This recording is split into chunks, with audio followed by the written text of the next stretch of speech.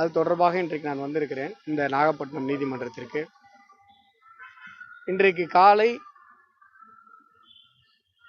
திரைப்பட இயக்குனர் திரௌபதி போன்ற படங்களை இயக்கிய திரைப்பட இயக்குனர் மோகன்ஜி அவர்கள் இன்றைக்கு காலையில் அவருடைய இல்லத்தில் சென்னையில் கைது செய்யப்பட்டிருக்கிறாரு.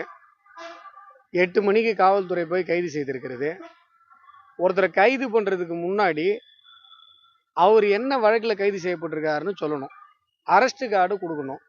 அவங்களுடைய ரத்த சொந்தமோ அல்லது மனைவியோ அல்லது அவருடைய இல்லத்திற்கோ அவங்க எந்த கேஸில் கைது செய்யப்படுறாங்க, எஃப்ஐஆர் எந்த போலீஸ் ஸ்டேஷனில் இருக்குது, இது எல்லா தகவலையும் சொல்லிட்டு தான் ஒருத்தவங்களை கைது பண்ணணும். ஆனால் எதுவுமே சொல்லாமல் காவல்துறையினர் எந்த விதமான ஒரு சீருடை கூட இல்லாமல் அவங்க காவல்துறையராக இல்லையா, அவர் கைது செய்யப்பட்டிருக்கிறாரா கடத்தப்பட்டிருக்கிறாரான்னு கூட தெரியாத அளவுக்கு அவங்க வீட்டில் இன்னைக்கு குழம்பி போய் எனக்கு கால் பண்ணுறாங்க. இப்படி எந்த வழக்கிற்காக கைது செய்யப்படுறாங்க? அப்போ உச்சநீதிமன்றத்தினுடைய நடைமுறை இருக்குது. ஒருத்தரை கைது பண்ணால் இப்படி தான் கைது பண்ணணும், இப்படிலாம் சொல்லணும். நான் சொன்ன எல்லா ஃபார்மாலிட்டியும் அவங்க ஃபாலோ பண்ணணும். உச்சநீதிமன்றத்தினுடைய ஆணையை காற்றில் பறக்க விட்டுவிட்டு தமிழக காவல்துறை இந்த கைதை செய்திருக்கிறது. இயக்குனர் மோகன் அவர்களை கைது செய்திருக்கிறது. கடந்த 3 ஆண்டுகளாக திராவிட மாடல் ஆட்சி, திமுகவினுடைய ஆட்சி வந்ததிலிருந்து யாரெல்லாம் இவர்கள் எதிராக கருத்தை முன்வைக்கிறார்களோ எல்லாரும் கைது செய்யப்படுகிறார்கள். குண்டர் சட்டத்தில் அடைக்கப்படுறாங்க. குண்டர் சட்டம் நீக்கப்பட்டு உயர்நீதிமன்றம் ஆணையிட்ட பிறகு மறுபடியும் இன்னொரு குண்டர் சட்டம் போடுறாங்க ஒருத்தர் மேலே. இப்படி இவர்களுக்கு எதிராக பேசுபவர்கள், இவர்களது ஊழலை வெளிக்கொணர்பவர்கள், இவர்களது சித்தாந்தத்திற்கு எதிராக இருப்பவர்கள், இவங்க மேலெல்லாம் வழக்கு போடுவதை மட்டுமே காவல்துறை தன்னுடைய வேலையாக வைத்துக் கொண்டிருக்கு. ஆனால் ஒரு பக்கம் பார்த்தீங்கன்னா கஞ்சா பரவல் மிகப்பெரிய அளவில் இருக்குது. கள்ளச்சாராயம் கேட்கவே வேணாம். எங்கள் கள்ளக்குறிச்சியில் 65 பேர் இறந்து போனாங்க. மரக்காணத்தில் உங்களுக்கு தெரியும் 20க்கும் மேற்பட்டோர் இறந்து போனாங்க கடந்த வருடம். இப்படி கள்ளச்சாராய பரவல் இத்தனை உயிர்களை பலி வாங்கிய பிறகும் கூட கள்ளச்சாராய பரவல் மிகப்பெரிய அளவில் இருக்கிறது. பெண்களுக்கு எதிரான வன்முறை மிகப்பெரிய அளவில் இருக்கிறது. இன்னும் சொல்ல போனால் மைனர் கேர்ள்ஸ், 18 வயதிற்கு உட்பட்ட பெண்கள் மிகப்பெரிய அளவில் பாதிக்கப்பட்டிருக்காங்க. இன்னைக்கு தமிழகத்தில் பொண்ணை பெற்றவங்க வயிற்றுல நெருப்பு கட்டிட்டு இருக்க வேண்டிய சூழ்நிலை. எங்கே யார் கை வைப்பா, என்ன நடக்கும் அப்படின்னு தெரில. அங்கே ஒரு ஆசிரியர், ஒரு அம்மா தலைமை ஆசிரியர் திருச்சி பக்கத்தில், அவர் டாக்டர், அரசு டாக்டர், 5 வயசு 10 வயசு பொண்ணுங்களெல்லாம் இது பண்ணியிருக்கார், இப்போ பாலியல் சுரண்டலுக்கு ஆளாக்கியிருக்கிறார். இப்படி என்சிசி கேம்ப், அந்த பாலியல் சுரண்டல் உங்களுக்கு தெரியும்.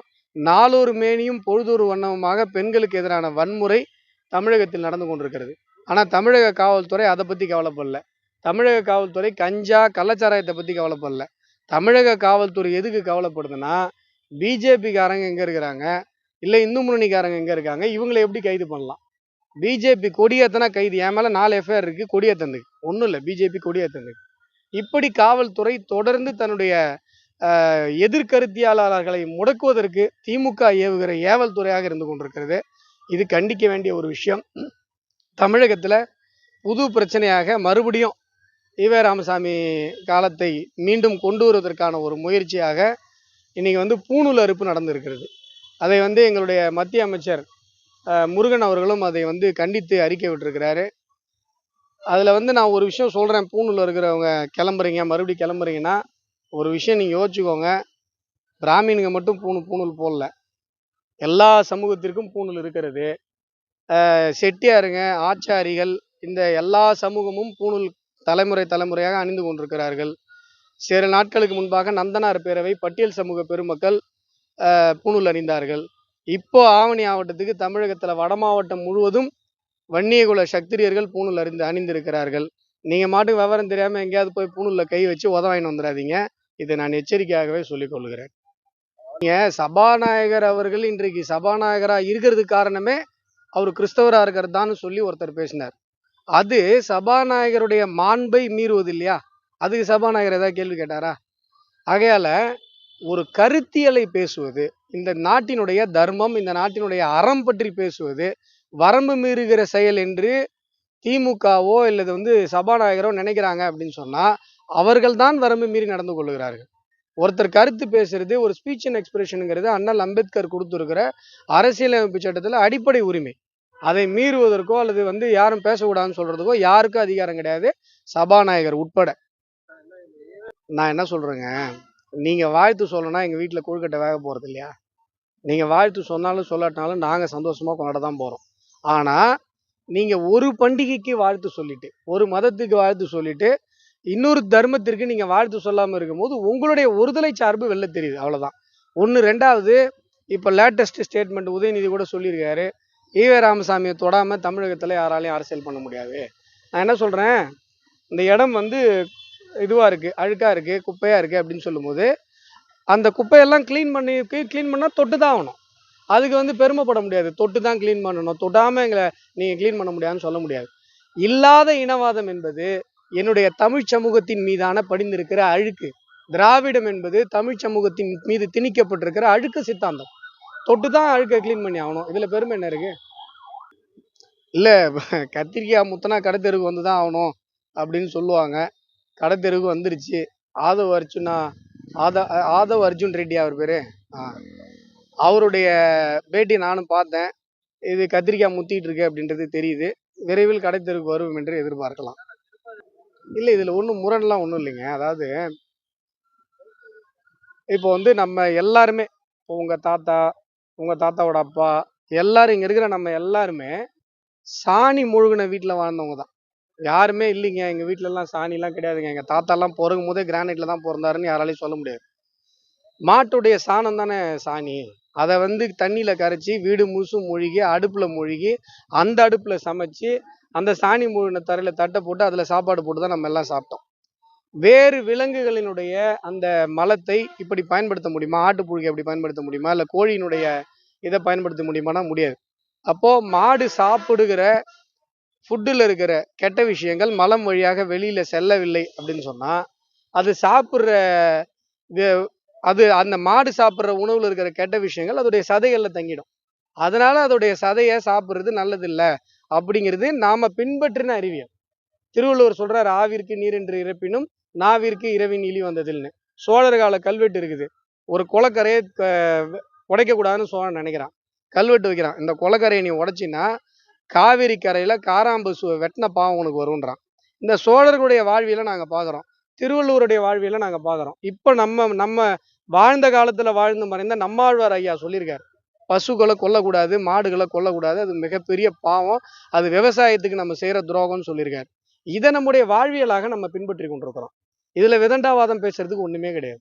இது வந்து நீங்க சொல்றீங்கல்ல சார், கோமியத்தை தெளிக்கிறாங்க சார், உங்க தாத்தாவும் எங்க தாத்தாவும் கோமியத்தை பயன்படுத்தினவங்க தான், சாணத்தை பயன்படுத்தினவங்க தான். அப்போ நம்ம இதை கேள்வி எழுப்புறோம் அப்படின்னு சொல்லும்போது நம்முடைய மூதாதையர்களுடைய நம்பிக்கை தான் நம்ம கேள்வி எழுப்புறோம். அது வந்து டுபாகூர் மது ஒழிப்பு மாநாடு சார், போலி மது ஒழிப்பு மாநாடு. ஏன்னு கேட்டிங்கன்னா, கான்ஸ்டிடியூஷன்ல ஸ்டேட் லிஸ்ட்ல 8வது என்ட்ரியில் இருக்குது. அதாவது மதுவை உற்பத்தி செய்வது, கையாளுவது, ஒரு இடத்துல இருந்து இன்னொரு இடத்துக்கு கொண்டு செல்வது, இது அனைத்துமே மாநில அரசாங்கத்தினுடைய அதிகாரத்தில் வருகிறது. அதுல வந்து மத்திய அரசாங்கத்துக்கு எந்த அதிகாரமுமே இல்லை.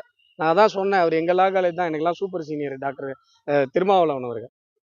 அவர் கான்ஸ்டியூஷன் கிளாஸ் கட்டடிச்சிட்டாரு போல இருக்கு. அதனால இந்த விஷயம் அவருக்கு தெரியல.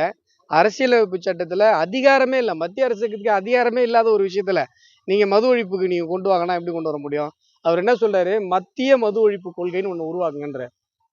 தேசிய கல்விக் கொள்கைன்னு ஒண்ணு உருவாக்குனாங்களே, ஒத்துட்டாரா?